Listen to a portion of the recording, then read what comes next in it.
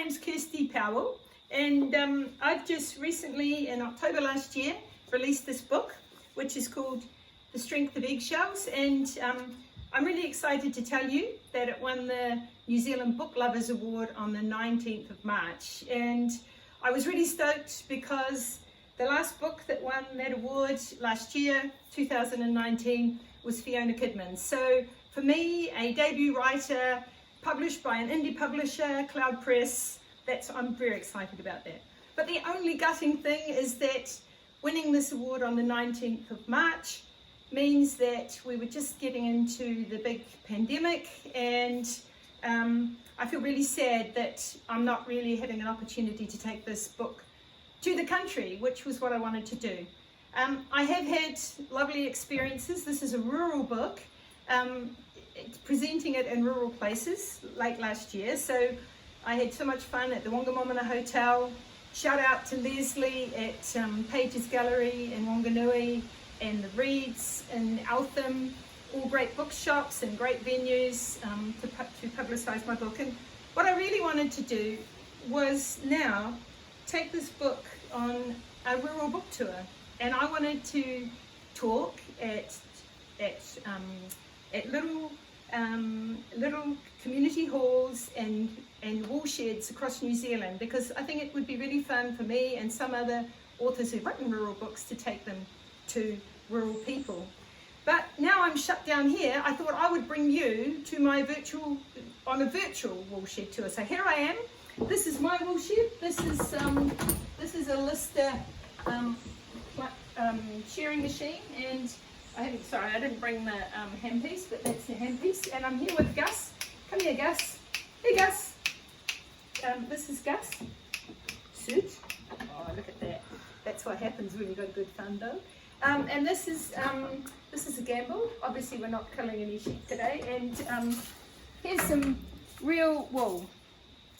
So here's my virtual woolshed. So what I thought I would do is read to you from my book. I won't tell you too much about it, because if you want to read a really good review on Goodreads, have a look for Marcus Hobson, and a big shout out to Marcus Hobson. He was one of the he was one of the judges for the New Zealand Book Awards, and I'm really delighted that this book is appealing to men as well as to women. It is quite a gritty story.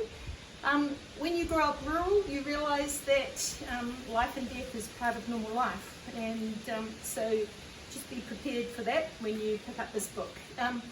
One of the good things about the New Zealand Book Lovers Award is that it's for a well-written book, and I'm delighted that the judges thought it was well written, but it's also for a book that's very readable and the sort of book you can't put down, and that's exactly the sort of book that I want to be writing. So what I thought, it's a story of three women. We have Kate, who's contemporary. She's 6 feet tall.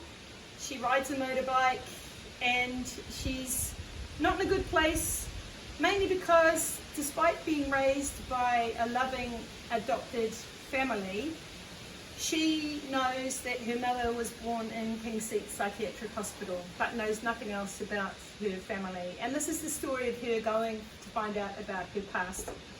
It's also the story of her mother Jane, told by an old retired psychiatrist who worked at King Seat Hospital, and also through the poems that he encouraged Jane to write at that time.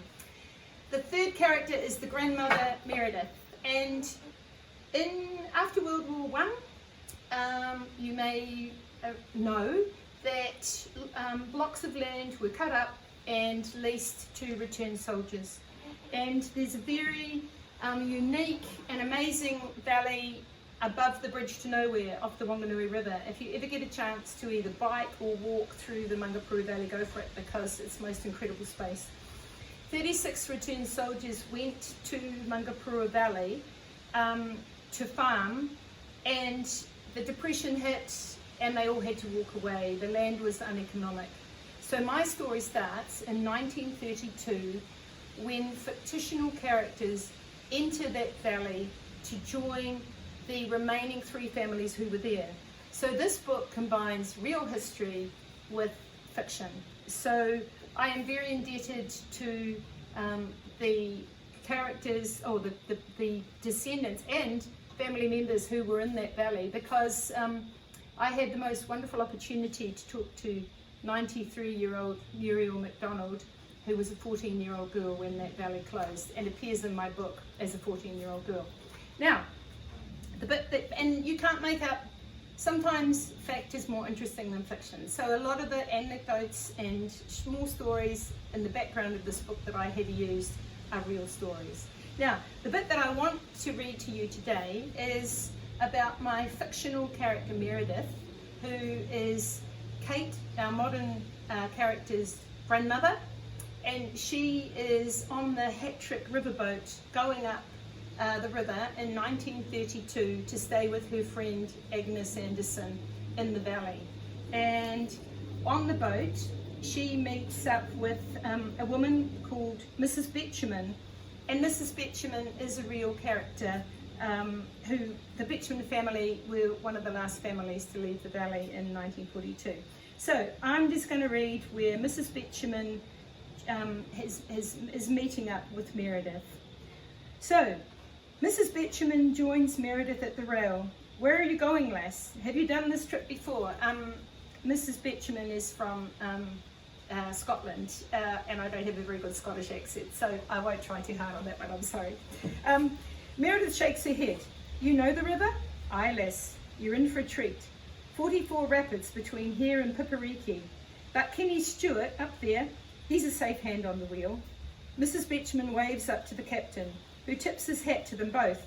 Are you staying at Pipariki and going on up the river tomorrow? Meredith nods. That bit's even better. We'll have to hold on to our hats on those rapids. She smiles and waves to the men lounging on the luggage. The Maori boys always get us through. Meredith smiles. Yes, I'm headed for the Andersons' place, up from the Mungapura landing. Well, I never. We'll be neighbours. Reg and Mrs. Anderson live just up the track a bit from our farm. I'm Mrs. Betjeman. She beams and shakes Meredith's hand up and down. Come and sit with me, dearie, so I can get to know you a wee bit. What brings you up this way?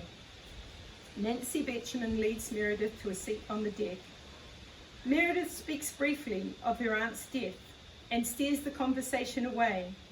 How long have you been up there? Mrs. Betjeman sighs. It's a few years now. I met my Fred and married him in wartime. Me, a nursing sister, and Fred, wounded at Gallipoli. What was I thinking to fall for him in that hospital? But there you are. Mrs. Betjeman laughs. I do go on a bit. Meredith nods her head for Mrs. Betjeman to continue. It suits her best to sit and listen to this talkative little woman. Quite a story. We married, and with our wee daughter May on the way, Fred went back to fight in France. He got typhoid and they shipped him back here. Quarantined he was. We weren't even allowed to see him before his boat sailed. Nothing must do. I packed up the baby and followed. Mrs. Betjeman crosses her arms and settles into her seat. Well, dearie, Fred was setting on getting himself a wee sheep station, and me never ridden a horse before. Life is never dull up here. Mrs. Betjeman points to the passing river.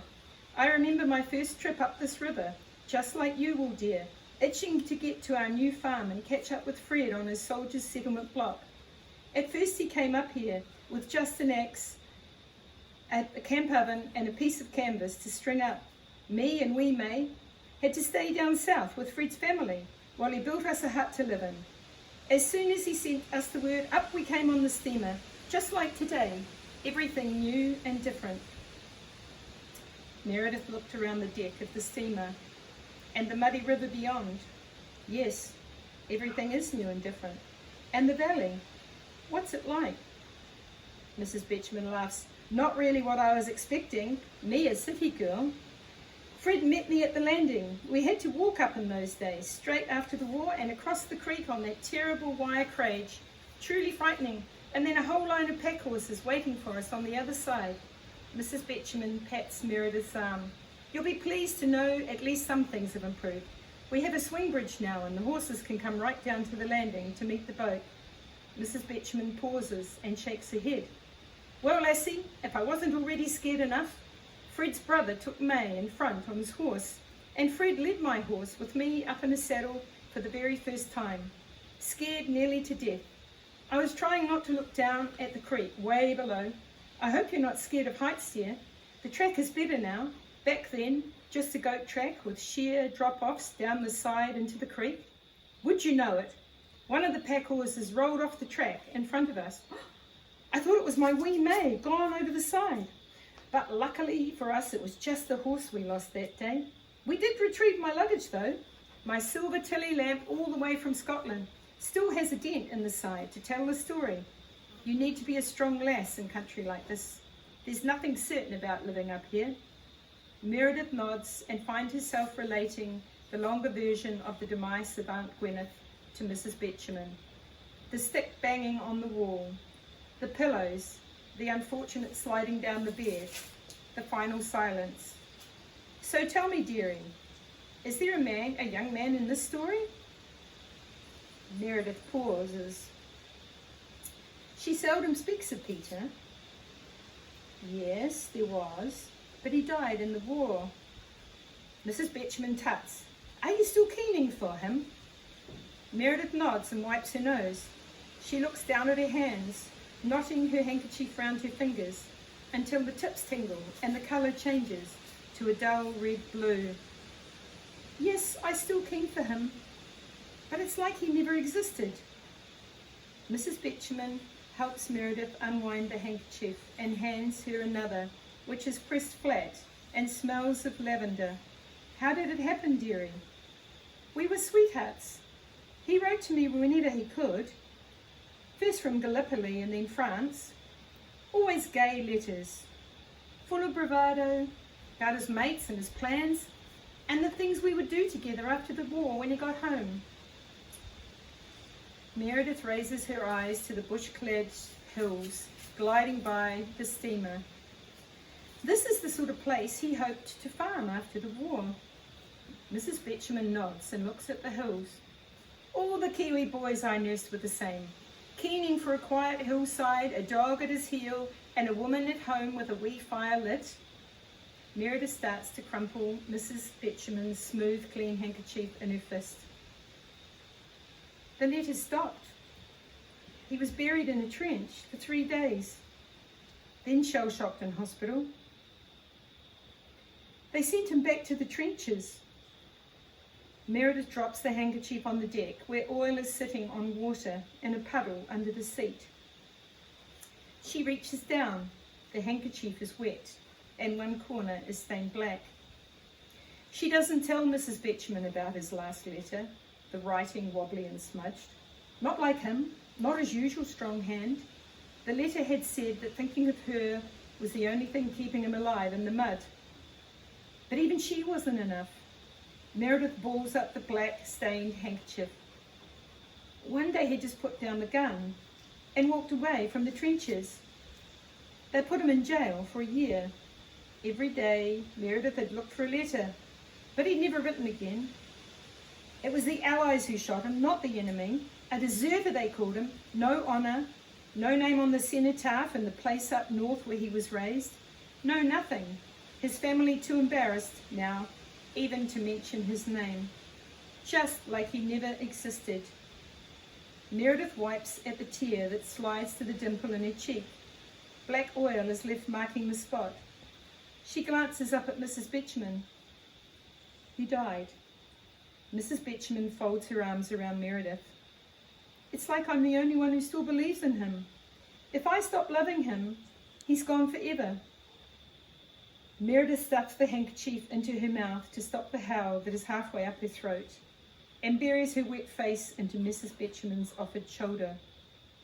Mrs. Betjeman holds Meredith and pats her on the back, easing the sobs upward and out of her shaking frame. You will never stop loving him, dear, but you will move on. They rock together on the seat. When the sobs subside, Mrs. Betjeman eases Meredith away, pushes the wisps of hair back behind her ears, and extracts the sodden handkerchief from Meredith's mouth. Mrs. Betjeman rubs the black oil streaks off Meredith's face. That's better, dearie. Let me tell you the story of my sister. Her Australian sweetheart was killed on the very last day of the war. It was a terrible thing, but she was brave like you and travelled out here from Scotland to help me with the wee ones. And guess what? She settled down with our neighbour Herb Bolton, right next door to me and Fred. She has a family of her own now. She and Herb and 2 kids. She's just like you, dearie. She'll never forget her fallen soldier.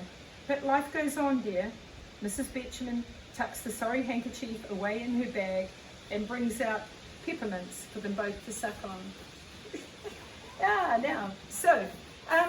I just wanted to say that that little bit I read, all those stories about Mrs. Betjeman, how she met her husband Fred and her sister and Herb, are all real parts. They're all true stories. So now for the big ad. This book is not currently able to be purchased from bookshops because we're all in pandemic. It is on Kindle. My publisher, Cloud Ink, had copies. We have Leonie, who's home, who's at home quarantining with a very large book, a book room of books. So if you want to get on the Cloud Ink website and get their email address, you can get in touch and they'll send you a book. And I'd be delighted if you want to read it at this time. And I'm thinking about this. If anyone feels a bit shy about doing their own video and wants me to interview them from my virtual cowshed, I'd be delighted to do that as well. So that's it from me. Back to the farming. Thank you very much. Woo! For your copy of The Strength of Eggshells, please contact the publisher Cloud Ink on cloudink.co.nz. Thank you.